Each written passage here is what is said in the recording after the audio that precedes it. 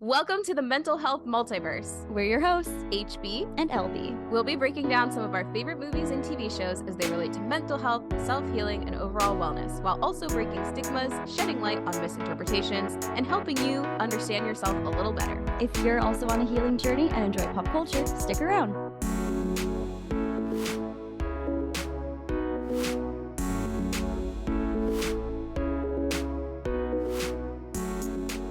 Hello, everyone. Welcome back to another episode of MHM. Today, we are talking about Luca. Boop, boop, boop. I'm very excited. I love this movie. It's cute. Like through and through, it's very cute, from the animation to the people to the story to the very round cats and all of the pasta and the Italians. It's great. That's all I can say right now. It's just cute. This movie came out in June of 2021. Just like some of the movies we've talked about most recently just came straight to Disney Plus. Do you want to give a synopsis? Oh, sure. Yeah.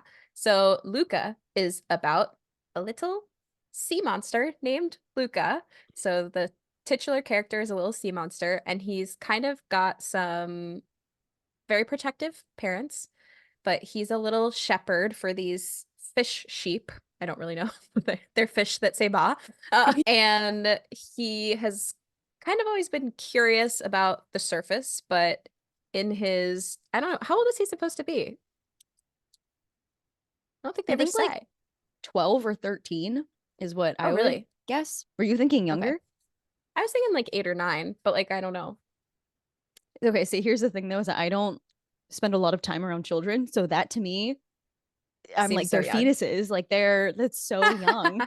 I'll look it Hey, up. let me just look at yeah, let's just look up how old it's supposed to be. Yes, 13. Oh, okay, so you're right. Okay. So he's a little sheltered 13-year-old boy, and he has never been to the surface because it is dangerous and there are humans there. Themes of The Little Mermaid come up about not being Humans are evil. yeah, yeah. And long story short, there's another sea monster named Alberto who lives on the surface, and he kind of pillages, but pillages is the wrong word. What is he likes to collect things, Yeah. and he takes them from fishermen, and he has like a little collection in his tower that he lives in by himself on the surface. And some of his collection things fall into the little sheep fish field that Luca is supposed to be taking care of. And Alberto comes to collect his things, and Luca follows him basically to the surface. And it's his first time going on the surface, kind of on accident. And then he sees it and he's like, wow, this is really cool. And then Alberto kind of convinces him to continue coming to the surface. But then when Luca's parents find out that he's been going to the surface, they are very upset and they threaten to send him to the deep with his very scary uncle, whose name I forget. Ugo. Uncle Ugo, who's like one of those like See-through. He's transparent. he's gross. His eyeballs move in all sorts of different directions, and he's got the light over his head because he lives in the deep. But anyway, Luca's parents threaten to send him to the deep, and it scares Luca because I would be terrified of my uncle too Yes. Yeah. if that were my uncle. Terrifying. And so Luca runs away to the surface with Alberto, and they go to this little town called Porto Rosso, which I don't think really exists. It's based off of an Italian town. And the Porto Rosso town is very anti-sea monster. They are very much like, let's kill sea monsters. Let's catch them and kill them. But Luca makes friends with this little girl named Giulia. And Giulia lets Luca and Alberto stay with her. And her dad is like a big, giant, also kind of scary man, but he ends up being very sweet and very soft, which is He's lovely. so soft. Love So him. sweet and so soft. But there's this thing happening in the town called the Porto Rosso Cup. And Alberto and Luca have kind of put it in their minds that they want a Vespa and that having a Vespa will solve all of their problems. And if they win the Porto Rosso Cup, then they can have enough money to buy a Vespa, and then all of their dreams will come true. And so the rest of the movie is sort of them trying to achieve their dream while also trying not to get caught and being seen as sea monsters. And is that something they can really do? And by the end of the movie, we kind of learn about all of the prejudices that the humans had about sea monsters and that the sea monsters had about humans aren't necessarily true. And they all live in harmony in the end. And it's really lovely and adorable. So Yeah, it's very much your, I don't want to say typical coming of age story as if it's boring or anything. It is just a coming of age story, especially the whole fish out of water trope and Luca learning more about himself and his wants and dreams and the people around him too. Very much just being that the titular character, being that central figure that kind of breaks a lot of stigma, breaks cycles. Yeah. Yeah. He's cute. yeah. Speaking of Luca, I know real life Lucas and they spell their name Lucca, but this is Luca, which I think is a nod to the whole like last universal common ancestor. And it was something I learned while watching a nature documentary on Netflix because I never realized that. And I was curious if you knew that off the bat. No, but we talked about it in a previous episode, I think, very Okay. briefly. That makes a Okay. lot of sense as why his name is Luca. But I think it might also just be perhaps an Italian It is an name. Italian name. Yeah. I just thought because it's with one C and then learning that LUCA stands for last universal common ancestor and I wasn't taught evolutionary theory growing up. So it was like Yeah. But that means, remind me what that means. Remind the listeners what that means. It's like a fish. yeah, so Luca is thought to be the single ancestral cell from which I don't want to say all life originated, but like the three domains of life, bacteria, and two other things that I don't know how to pronounce. So it's thought to be, according to Wikipedia, a quote cellular organism that had a lipid bilayer and used DNA, RNA, and protein. Science things. Science. So any science buffs, nerds out there that can better explain that, please do, because I'm just now learning about it as I'm almost 30. But anyway, when did you first see the movie? I don't remember when. I know that I watched it while I was home visiting my family in Cincinnati Hmm. because I remember I was watching it and Mom, if you're listening, I'm sorry, but you also know this about yourself. My mom kind of tends to be a little elusive and just kind of like, but when we're winding down and relaxing, she just is on her phone like a teenager, and that's fine. Uh, but I was watching Luca basically by myself, and I was just sitting in my childhood living room crying. Oh, I mean, I wasn't like sobbing like other movies, but I think each Pixar movie touches me in different ways. But the way that Luca touched me was the acceptance that he got from the town. Uh, yeah. like Yeah. that felt really special, especially like because it, Alberto had betrayed him and then he betrayed Alberto back. And then they both kind of came to help each other in the end. It was like a scary moment of like revealing that Luca is a sea monster, but then it was also a really sweet moment when we find out because big scary dog privilege Julia's dad like stands up and is like, I know these boys. They are Luca last name and Alberto last name, and just like sticks up for them in front of everyone. I don't remember their last name. I Uh just remember Alberto's. He's Alberto Scarfino, and Luca is Luca. It starts with a P and ends with a Gano. Pardon. really? Maybe. Yeah. Anyway, it's fine. I'm trying to look it up right now, actually. I did too, and then it didn't pop up. Paguro. There you go. Ta-da. Luca Paguro. Nice.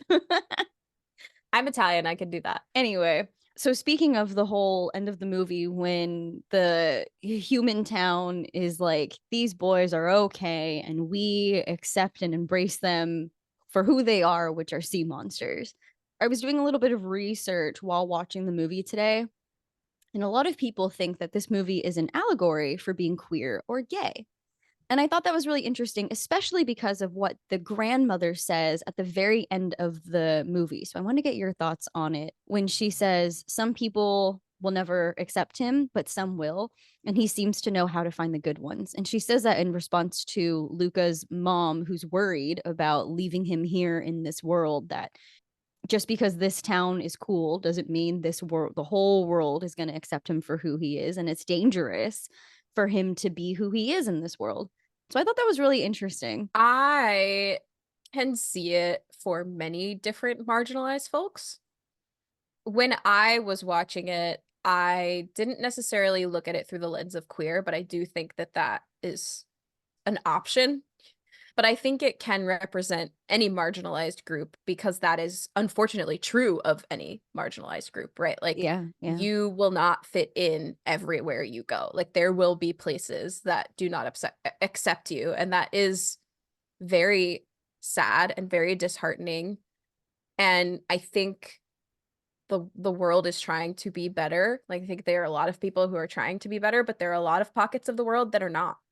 yeah, And that really stand steadfast in their bigotry and hatred of people who are different from them or people who they don't understand. And I would take it even a little bit deeper and say I think that's especially true for like trans queer people or trans people. They don't have to be queer, trans people in general. I think what we see in the media so often is these young trans children for like who are getting bullied and sometimes killed for being yeah, different. And I think that's really sad and that's really scary. And I think we've talked about this a little bit on the podcast is like, if you take that away from this movie, then I'm really glad that you have this as a way of like, there are communities that will accept you and love you no matter who you are. But it is also true that there are communities that won't too. And yeah. I think, like I said, the short answer is I think that this allegory can stand for many marginalized groups. But if you want to, if you see yourself in these characters, then that's what's important, you know? Yeah. No, that's a really good point. One of the biggest themes of this movie is belonging, right? Luca wants to be around people who understand and accept him, but not just Luca and Alberto, even Julia. She talks about how the people at school think she's weird. Her mom even says that she's too much, which made me a little mad. I was like, how dare you? Julia, I think, is my favorite character. She is so sweet and funny and Hmm. sassy, and she's so kind. Like when Yeah. she's explaining things to the boys, she's not condescending. She's not like, how do you not know this? And I think she maybe kind of knew that they weren't exactly human. I don't know. But she explains things to them with such patience and compassion. And it's just really sweet. And I Yeah. think the reason why I like her so much is because I mean, I see myself in actually all of these characters for various different reasons that we can get into in just a second. But with Julia specifically, like, especially maybe being kind of the outcast, or as she likes to call herself, the underdog at Hmm. school, and then having a parental figure who's telling her that she's being too much, too loud, too whatever. I think it's really sweet that we get a character who is nice in spite of all of that and is very just Yeah. compassionate. Yeah. Well, and when she says that, like, am I being too much? Sometimes my mom says I'm too much. The way that Luca responds is so sweet. He says, "Not for me." Like Uh, that is the perfect response. Like, yes, there are gonna be people who think you're too much, but like how many times have I said it on this podcast? The right people for you are they're gonna be like, "Not for me. You're not too much for me." I yeah. just thought it was such a perfect response and it was so sweet and it just like highlighted that for me of like yeah there might be some people who you are too much for or quote unquote not enough for or whatever it is but there are going to be people who you are just right for also Yeah. and yeah Your Goldilocks is out there. exactly exactly and there are many of them there are many like you don't have to find just one comfy bed one comfy chair one perfectly temperatured pot of porridge like the No, options truly. are they're out there. Yeah. Yeah. I believe it. And I love that this movie highlights that so so well. Yeah. Yeah. Well, you didn't tell us your first experience watching. Oh, same thing. I think it whenever it came on Disney Plus. I don't know if I saw it with my best friend, but I think we were texting each other during it. And she and I are very much Luca and Alberto, just like the best of friends. And I remember at the end, I was like crying and I was texting her and I was like, I love you so much. And our friendship was very much we spent every summer together. We were on the same swim team. We lived in the same neighborhood, and so after practice, she would come over, and we would just watch TV and play video games and hang out. And it was just like, the epitome of childhood. And so to see these two friends, or they could be more, and that's okay too. But at the end, when, Luca's like, I don't want to be away from you, or I'm really going to miss you. And Alberto's like, no, I'm going to be with you every time you tell Bruno to shut up, or every time that you ride a Vespa or think of a Vespa or whatever. And that part just like made me so emotional because I don't get Yeah. to see her as much. But I know that, we're still friends. We still care about each other. And so much of me and my life, my personality has been shaped by our friendship and things like that. So I was like, oh my God, so cute. I'm tearing up thinking about it. Anyway, what did little LB think about the movie? Oh yes, so his ranking of the movie, he gives it a 4 out of 5. He really likes it. And he was telling me he watched, oh, what is it called? It's the new movie that came out this summer. It was a blockbuster that came out, a DreamWorks movie about mermaids fighting Oh, yeah. something. It I just know came out what on Netflix. I know what you're Yeah. talking about, but I haven't seen it yet. Where like the mermaids are bad, but the krakens are the good guys.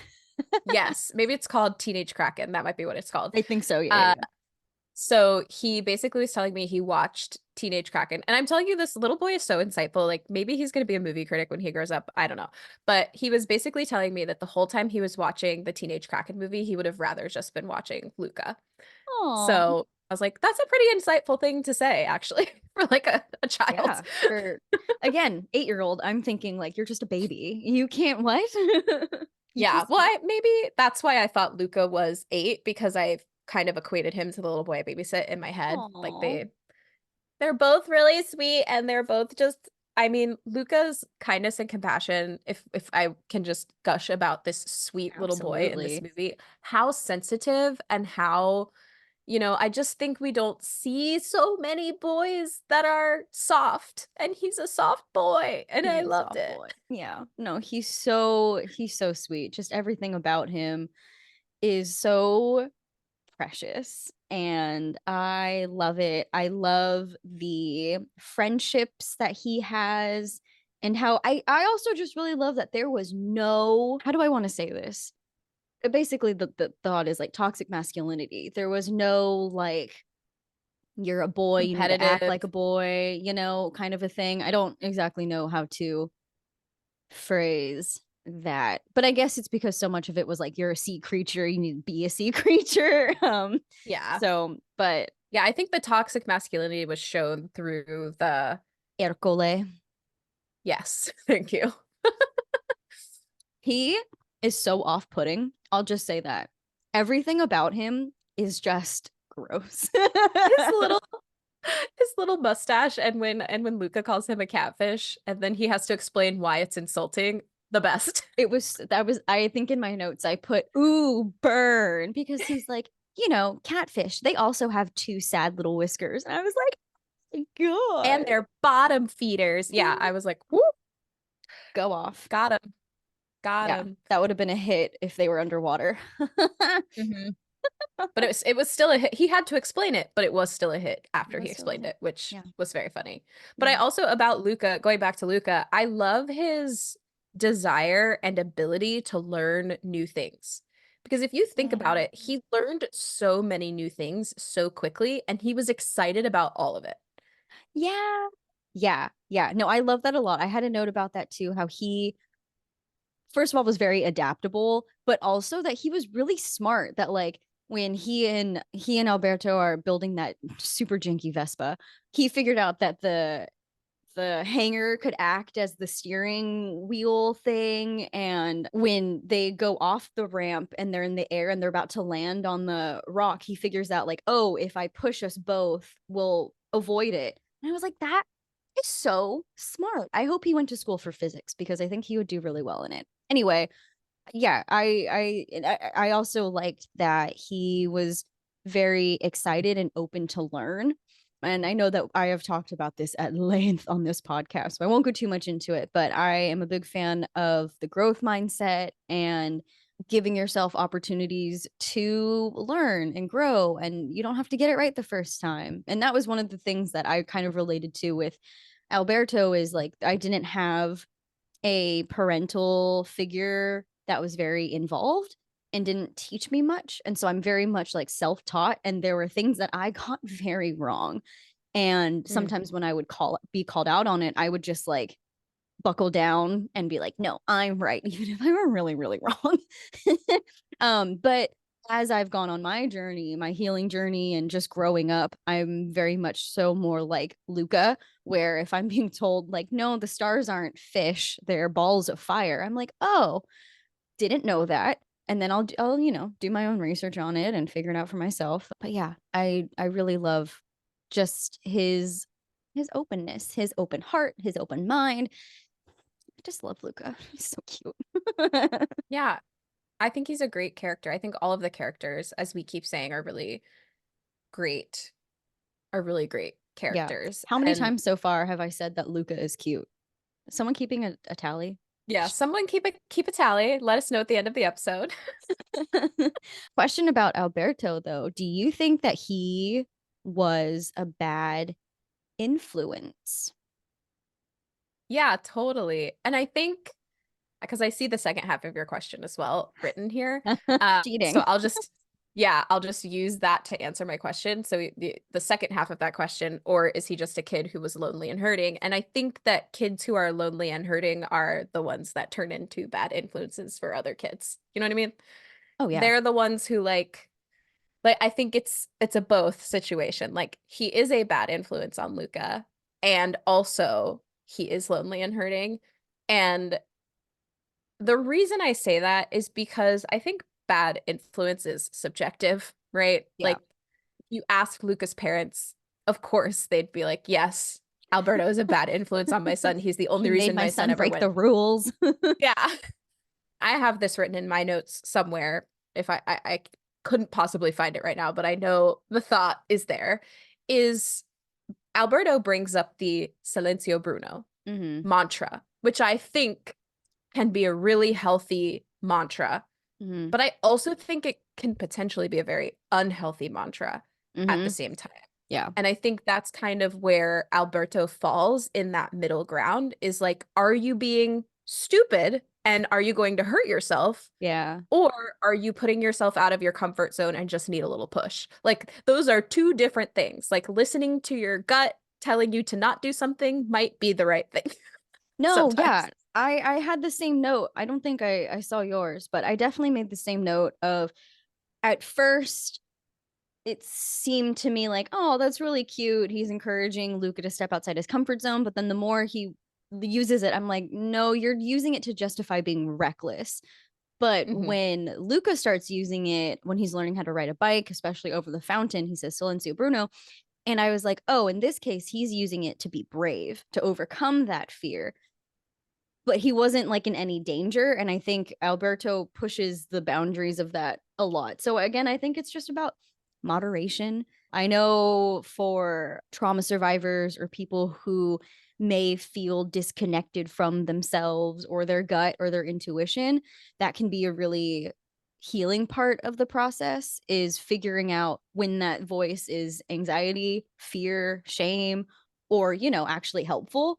But I think when we've gone maybe so many years of external voices telling us that that inside voice is not to be trusted or that that inside voice is bad because we as humans are inherently bad, that's a whole other thing. It can be really hard to learn how to trust ourselves. So I think self-trust is definitely one a huge theme in this movie, but then also two a really important thing to cultivate as you go about your journey. Yeah. Yeah, because the line that he says is like, You've got a Bruno in your head. I get that too sometimes. Alberto, you can't. Alberto, you're gonna die. Alberto, don't put that in your mouth. Don't listen to stupid Bruno. And like, of course it's funny, but there is a difference, I think. And I love the point that you made too about like we do have a lot of voices in our head that aren't all us and that we don't need to listen to. And I do think it is about separating what is an unhelpful negative thought versus like, is What's this gonna keep common me sense? safe? Yeah, yeah. Yeah. I think sometimes our brains are telling us stuff to keep us safe. And my brain is doing this like, we have these unhelpful negative thoughts about ourselves that are telling us things about ourselves that are not true. And that's when you can say silencio Bruno, right? Like that's when you can be like, away with you. Be Or if gone. you're in a moment when you're about to do something scary, like present on a panel or, you know, put yourself out of your comfort zone in some way. That's when you can silencio Bruno. But like if you're truly literally in danger, we Yeah. don't we don't need that. Or if there's a gut instinct that's telling you something about a person, like you shouldn't trust this person. Like that's when maybe we should listen, you know, because our bodies know things sometimes. Yes, truly. Oh my gosh. So Yeah. yeah. So it's like I think it's about finding that balance between like, is this intuition and my gut instincts, or is my brain being mean to me right now? And I think that's the balance Yeah. of the two. Yeah. And it can definitely be hard to separate those two when it's just kind of been lumped all together. But like, I think too, when we do silence some of these voices, it's not always helpful because what's that phrase, listen to the whispers before they become screams, you know, like your body is trying to tell you something, your mind is trying to that felt so ominous to say. I very I've positive never way. heard that in my life. Yeah. Really? Okay. I don't know where I heard it, but it's obviously stuck with me through these years. So again, just like moderation, acknowledging, listening to your body, even when the signals might be a little confusing, moving forward with the information you have at hand is the best thing that you can do. It's Hmm. not so much about like processing things the right way or being worried that you're processing wrong or something. So just be kind with yourself, be patient with yourself, maybe listen to Bruno, don't silencio him right off the bat, but also channel your inner Julia, who was just so nice and so sweet and so compassionate. And, you know, even when Alberto's being mean to her, she's still very nice to him and she's still very worried about his well-being. So what would Julia do? Let's put that on a put that on a sticker. WWJD or no GD Oh, WWGD. well. So speaking of Julia, I talked a little bit about why I relate to her and Alberto, but Luca, I feel like I relate to Luca in a different way than I do Julia and Alberto, in that I was very much that sheltered child with overprotective parents who just like wanted to be free. And I thought my idea of being free was like being on my own, being able to call my own shots, not needing anybody, which turns out to be a, you know, trauma response. But for Luca, his idea of freedom is having a Vespa and traveling the world with Alberto, which is just so freaking cute. But in the end, he realizes that like he wants to go to school. He wants to not so much like be a human, but he wants to learn just for the sake of learning, it seems like with no other agenda really, or I don't know. So He all of that seems really excited about learning about the surface world. Like, yes. yeah. Yeah. So all of that to say, just like Luca's dream vision for his life kind of changed and shifted. I think mine did too. And then I also relate to the fact that he learned so much about the world through his friends. Like I am so grateful to have the friend group, the friends that I have who were so patient and kind and taught me what seems very quote unquote basic, or that what some people learn from their parents in childhood or as a teenager or whatever. So I really liked that because I felt very acknowledged and validated in that sense, even if some of the things he was learning were technically wrong, like stars are not fish. But yeah, I just thought that was it was really cute. The whole theme of friendship and connection and belonging is so well done in this movie. It's so cute. Yeah, and I again, Okay. I and I something that I took note of in terms of Luca and Alberto's relationship is like not just the theme of friendship, but also that theme of like not needing just one friend to be your everything. Yes, And I know exactly. that we already talked about this at length in our Wreck-It Ralph episode, so we don't have to like talk about it again.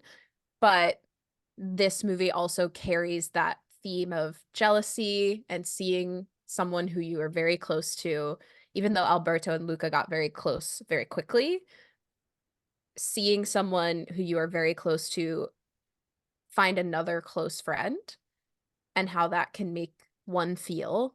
Yeah. And that there is like Luca never behaved differently. He never treated Alberto differently. Alberto just saw that Luca was getting closer to Julia and Yeah. felt abandoned by that because he has an abandonment wound from Yes. his father.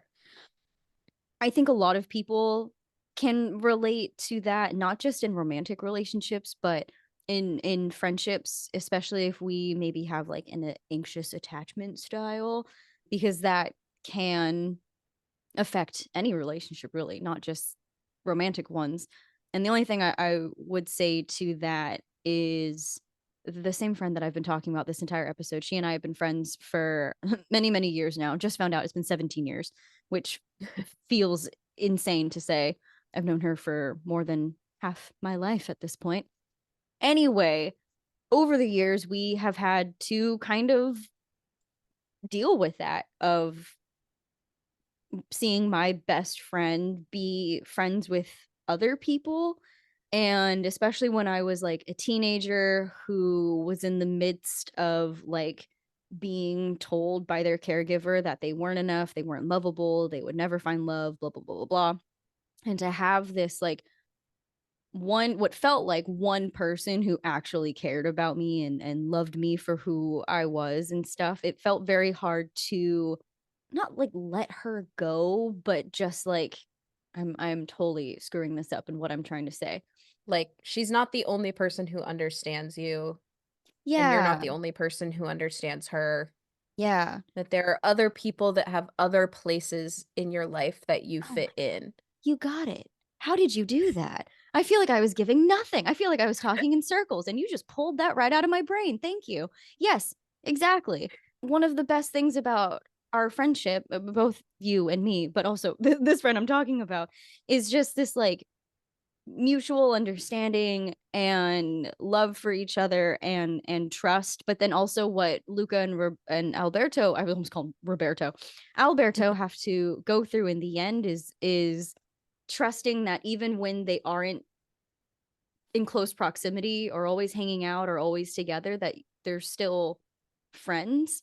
And I feel very grateful to say that this person, I mean, she's basically like my sister. I feel really grateful that we don't we've never had that issue, I guess, of like me being jealous of her friends or her being jealous of my friends, that we know we are always there for each other. And I think that's really sweet and special and something I wish for everyone, because it is really nice knowing that you have at least one person in your corner. Ideally, that one person can and should always be yourself. But, Mhm. self-sufficiency is not always fun. And It does help to have other people to bounce things off yeah, of. by the way. And yeah, I like that too. I think it's very important to develop secure friendships, whatever that, however you can. Mhm. And it can be very difficult to develop that level of trust with people. But like we said earlier in the episode, there will be people who you are just right for, and those will be the people. Also, people are allowed to evolve and change. And again, we talked about this at length in the Wreck-It Ralph episode, but someone who was your rock might drift away. And those moments are sad and hard, but that just means that that's not your person anymore. And, we can develop new relationships, stronger relationships with people who are right for you in the moment as Yeah. you are right now. Mm. Beautiful. Before I get into my other like theories or fun facts, Easter eggs, whatever, do you have anything to say about the fitness journey as it relates to this movie? Well, I just love that the whole thing is it is like a fitness journey. I mean, Luca Like, has to learn how to ride a bike, and yeah, it's a tournament. Like they're training for to win a cup that a includes cup. it's a cup.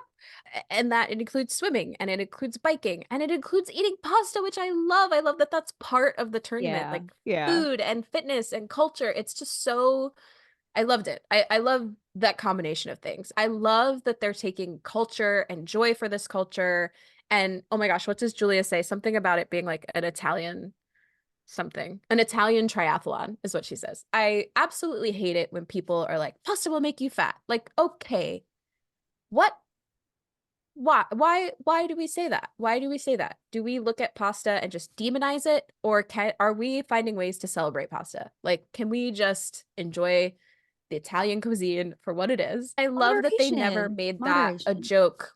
They Yeah. never made that a joke or a thing in the movie about like the way they were training Alberto to eat all the pasta. It was never like a you're gonna get fat. Like they never talked about that. It was literally just him shoveling pasta into his body. The one thing I will say though is that doing this triathlon alone would be very hard because eating that entire plate of pasta and then going on a bike ride after would absolutely end horribly.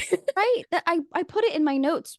Spoilers if you haven't seen the movie, but Alberto and Luca get into a pretty bad fight, which I have thoughts and questions about that as well. And so Julia and Luca decide to split up and do the Italian tournament or triathlon by themselves. But I was like, Julia's whole thing is that she's been made fun of because she tried to do it by herself and threw up. And yeah, so anyway, I was like, why didn't they just stay a team and then maybe Julia could do the swimming and biking while Luca eats all the pasta? You know? I just, I but don't know. it made for a better plot, I guess, because, Yes, anyway. because of the whole ending. And my note about Julia too is just like what a strong little girl. She zips around that city Yeah. giving the fish, delivering the fish, riding up and down the hills. I'm just like, get it, girl. Get it. Like, Yeah. what a strong little girl. To do this little triathlon year after year, also, like, The perseverance. Oh my I'm goodness. impressed. Yeah, I'm Yeah. very impressed by her.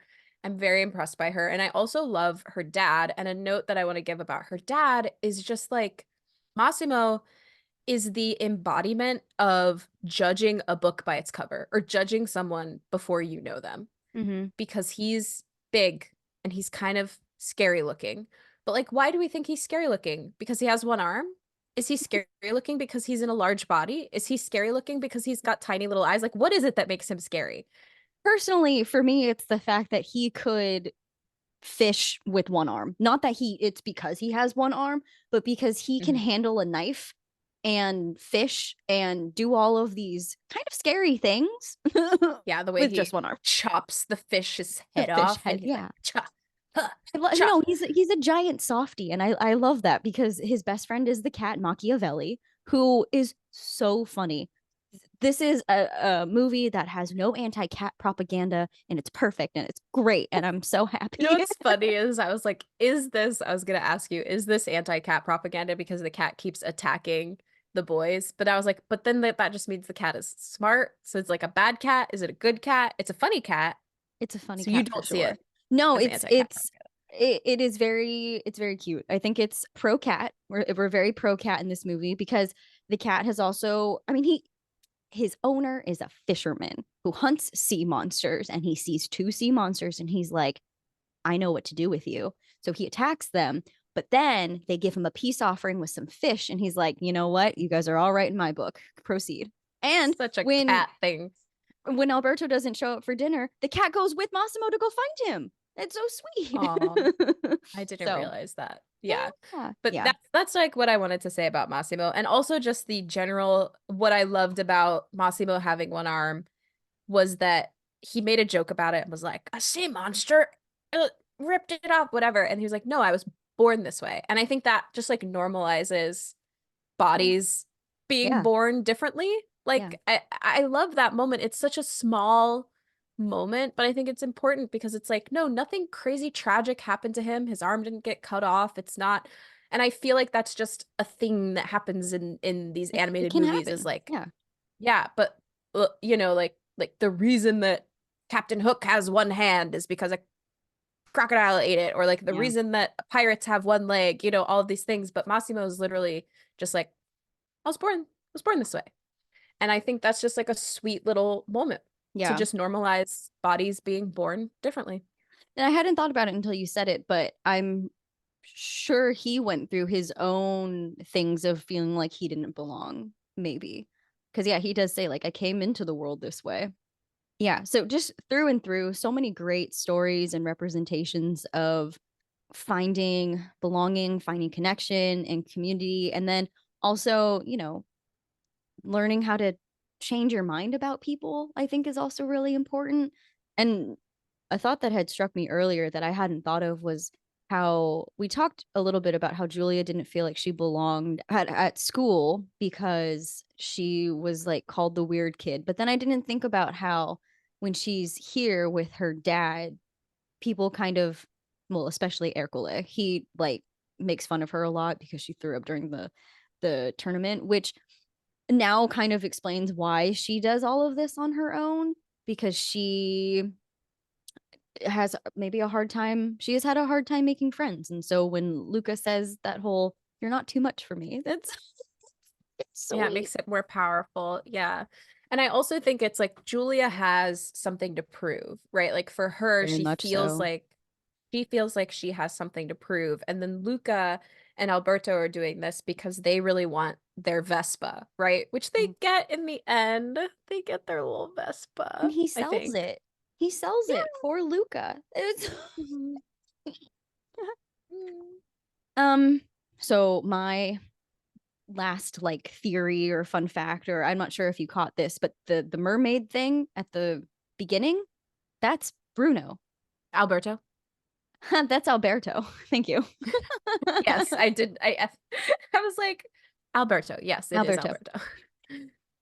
Even when I was typing my notes, I kept calling Luca Bruno. I was calling everybody Bruno because anyway, I didn't I mean I had known that, but it wasn't until this watch through when I noticed they were wrestling on the beach and Jesus, Alberto's arm moves in a certain way and you see the scar from when he got hit by the harpoon. And I was like, Mm. oh, it is him. I mean, it makes sense because he comes back to collect all the stuff, but I don't know. I just thought he was a collector and he just happened to be swimming around and is doing his, usual rounds to collect things. So, yeah. Anyway, their fight on the beach, I was actually really mad at Alberto because he was kind of gaslighting Luca and calling him crazy and saying, like, no, you didn't see your parents. This town is making you crazy. And I was like, we don't see these things. Right. Yeah. And I think that's the moment where like the sad, lonely, abandoned, insecure boy was overwriting his brain and was not thinking logically. Right. And I do think that there are a lot of times in relationships where people let that part of their brain take over and they are not thinking logically and they think very irrationally about situations and they see things that aren't actually there because of their insecurities. And it was a really sad moment because I'm just glad that Alberto didn't push Luca into the water in front of Julia. That's what I thought was going to happen the first time I I watched did it. too. Yeah. Yeah. And it would, with the way that Alberto was behaving, it made sense. And I'm wondering if there's a version of the movie where they like thought about doing that and they're like, that would have been too cruel. Because I I do think that Luca in the aftermath was just matching Alberto's energy, right? Like Yeah. Alberto's being incredibly cruel and a little bit gaslighty and really not seeing logic in what's happening. Hmm. And so he then reveals that he's a sea monster and tries to get Luca to be like, okay, here's the truth. And then Luca is then like, oh my God, it's a sea monster. Let's get away. Ah, help us. Yeah. And it's like it's like when you fight with someone and you have to match their energy. So like they say something hurtful, you say something just as hurtful, and you just keep one-upping each other until Yeah. it's unreparable in some ways. Yeah, I've totally. definitely had fights like that with people in my past where it's like, Mm. I might regret that I just said that to you, but it's done. We've put it out there now. It's a thought that I had. So here we are, you know? Yeah. And I mean, it makes sense because Alberto feels like Luca's slipping away, and then Luca feels like he's finally belonging with Julia. But, it's a happy ending. Yes.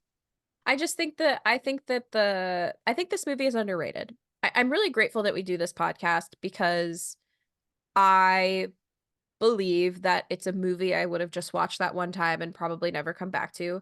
And even when I was talking to the little boy I babysit about it, I was struggling to kind of remember details. I was just like, "Oh, I know it's about this kid who's I in my memory he was a mermaid, but like they're sea monsters."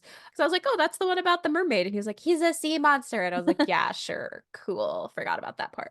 But like I definitely think sometimes when you watch something just once and it doesn't quite have any deep effect, any deep meaning, when we watch the movies for the purposes of this podcast, I feel like I'm looking at them through a different lens and they Mm. mean so much more. Mm-hmm. Yeah. And this movie, when you're looking at it through the lens of self-care and healing, I think means a lot more than maybe just a arbitrary viewing of it, you know?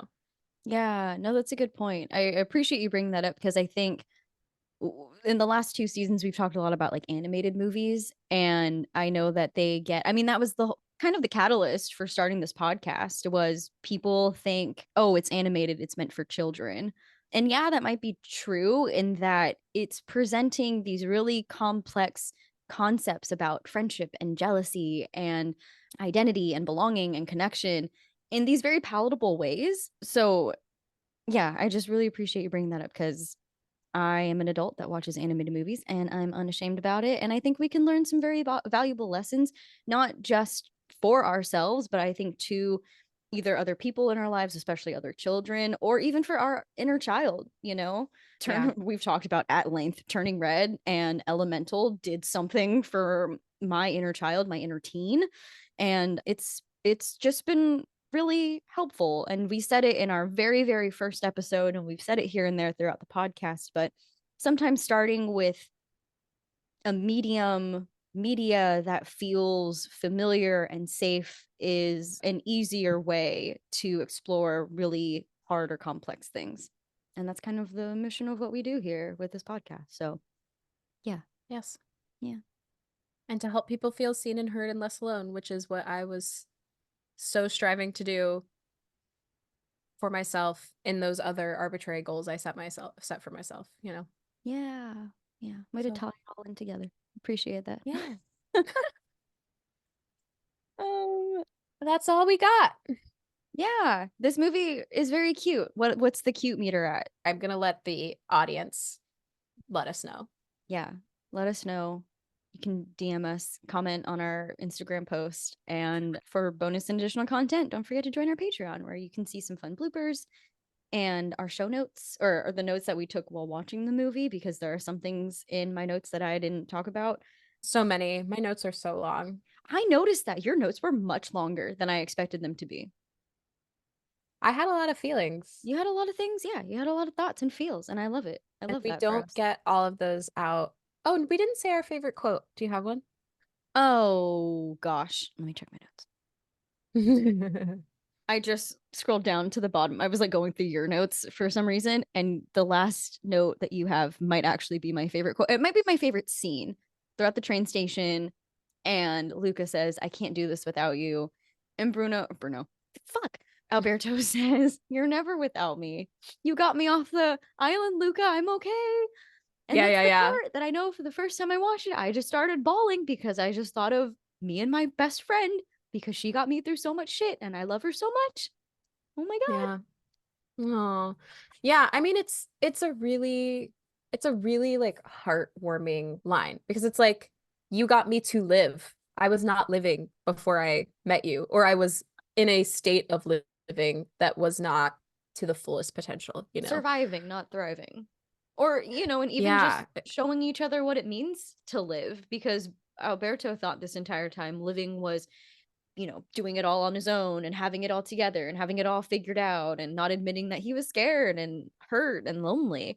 And for Luca, it was expanding his dreams, and doing things he never thought were possible.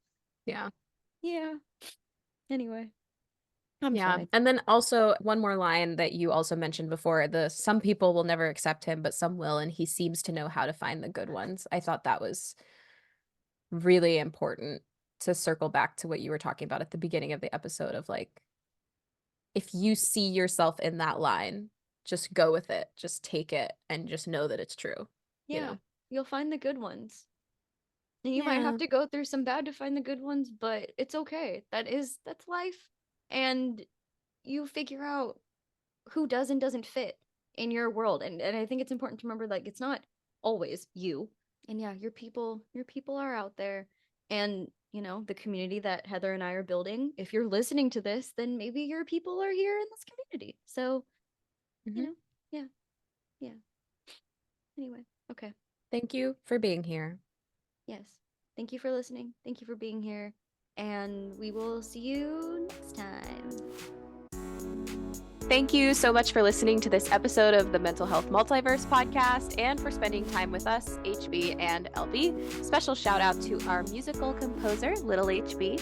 If you enjoyed this episode and you'd like to help support the podcast, feel free to share it with others, post about it on social media, leave a rating and review, or become an exclusive Patreon member to see bonus and additional content. To stay up to date on all things MHM, you can follow us on Instagram at Heather Bodie and at littlebit_notbroken, or subscribe to our YouTube channel to see our faces and watch some fun bloopers. You can find all of these links in the show notes. Thanks again, and we'll see you next time.